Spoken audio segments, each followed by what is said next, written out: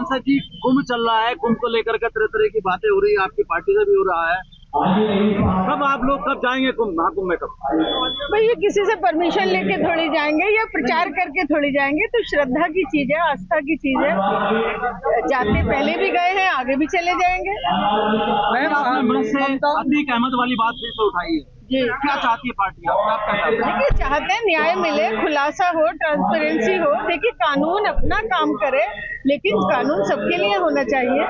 एक चीज हो रहा है, महाकुंभ में एक फिल्म स्टार है ममता कुलकर्णी, उनको महामंडलेश्वर बना दिया गया है।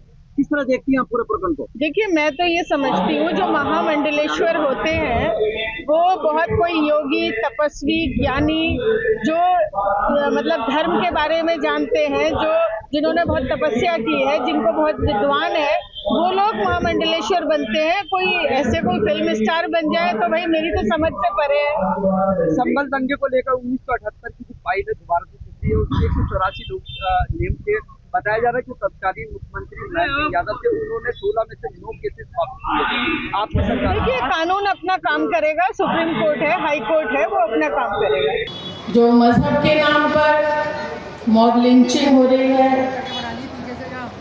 जो मजहब के नाम पर दोहरा व्यवहार हो रहा है, ये कहीं ना कहीं हमें आपको सेकुलर लोगों को मिलकर इससे संघर्ष करना पड़ेगा और हमें इससे निजात पानी पड़ेगी, क्योंकि ये हिंदुस्तान किसी एक का नहीं है। आप जलियांवाला बाग में जाके जो फहरिस्त लगी है, जो सूची लगी है, जो इंडिया गेट पे पत्थर लगा है, वो इस बात की तस्दीक करता है कि इस हिंदुस्तान की आज़ादी में किसी एक का नहीं, जैसे हिंदू, मुस्लिम, सिख, ईसाई सभी की कुर्बानी है और सभी के नाम उस पर स्वर्ण अक्षरों में लिखे हुए हैं। ये कोई बताने वाली बात नहीं है।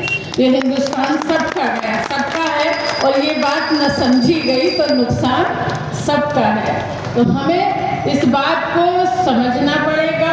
वोट के लिए अगर हम किसी को बांटने का काम करेंगे तो वो चीज़ ज़्यादा दिन नहीं चलेगी। हमारे यहाँ भी अभी एक मामला हुआ, ये राजनीति नहीं कर रही हूँ लेकिन सच बात को कहना पड़ेगा। मॉब लिंचिंग का मामला हमारे यहाँ हुआ। मुझे भी जाने के लिए कई लोगों ने मना किया कि आप वहाँ मत जाइए, लेकिन अगर कहीं गलत होगा तो वहाँ ज़रूर जाऊँगी। अभी पिछले दिनों सालतपुरा में हुआ। अगर कोई आदमी को कोई गलत काम करना होता है तो वो अपने एरिया में करता है, किसी दूसरे के एरिया में जाके नहीं करता है।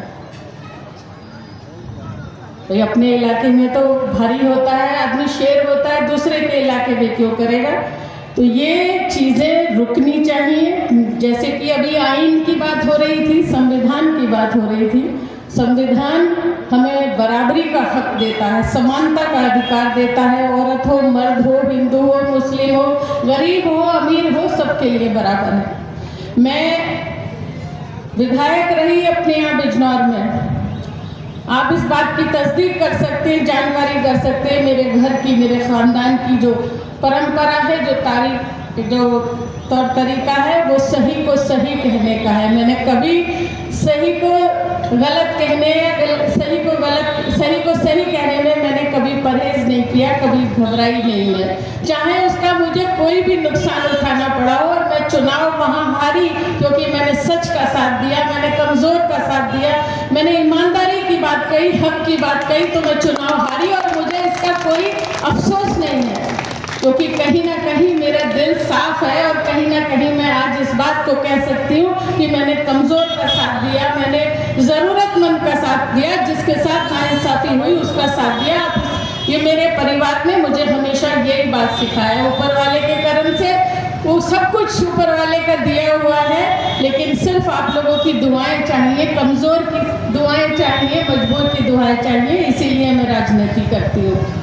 मैं बताना ये चाहती हूँ, आप देख रहे हैं हमारे बीच में हमारे पुलिस वाले भी बैठे हैं, जिनकी बदौलत हम अपने घर में सुकून से रहते हैं और उम्मीद करते हैं कि हमारे साथ इंसाफ होगा। हम अगर किसी परेशानी में हैं तो हमारे साथ इंसाफ होगा।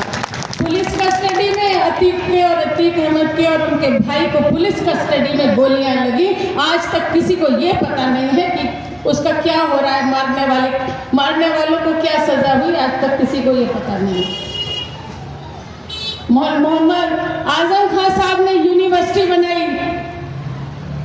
मोहम्मद आजम खान साहब कोई चोर हैं, डकैत हैं? क्या मुर्गी चुरा सकते हैं, बूंदे चुरा सकते हैं, शराब की बोतल चुरा सकते हैं, कोई फ्रिज टीवी चुरा सकते हैं, किताबें चुरा सकते हैं, बकरियां चुरा सकते हैं, लेकिन किस बात की सजा भुगत रहे? ये सिर्फ एक मजहब के लोगों को परेशान करने की नीयत से किया जा रहा है। अगर मेरी बात गलत हो कोई बता देना, कोई भी खड़े हो के सिर्फ इस बात की सजा भुगत रहे क्योंकि वो मोहम्मद आजम खान है। हमें और आपको ये लड़ाई लड़नी पड़ेगी। एक तरफ हम विश्व गुरु बनने की बात कर रहे हैं, क्या ये विश्व गुरु बन रहे हैं कि हम एक मजहब के लोगों को बेवजह मॉब लिंचिंग कर रहे हैं? ये विश्व गुरु बन रहे हैं?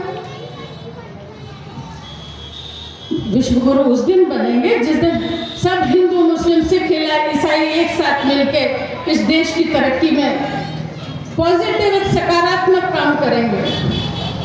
सिर्फ शहरों के नाम बदलने से, ट्रेन का नाम बदलने से, किसी अस्पताल का एयरपोर्ट का नाम बदलने से नहीं होगा। एयरपोर्ट बनाने से, अस्पताल बनाने से हम लोग कहीं विश्व गुरु की श्रेणी में पहुंचेंगे।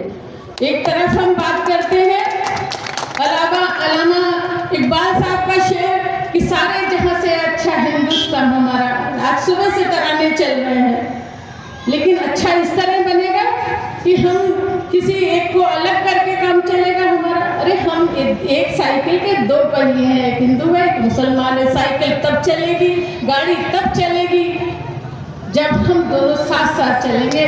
सारे हिंदू मुस्लिम सिख ईसाई जब साथ साथ चलेंगे, गाड़ी हमारी तब चलेगी।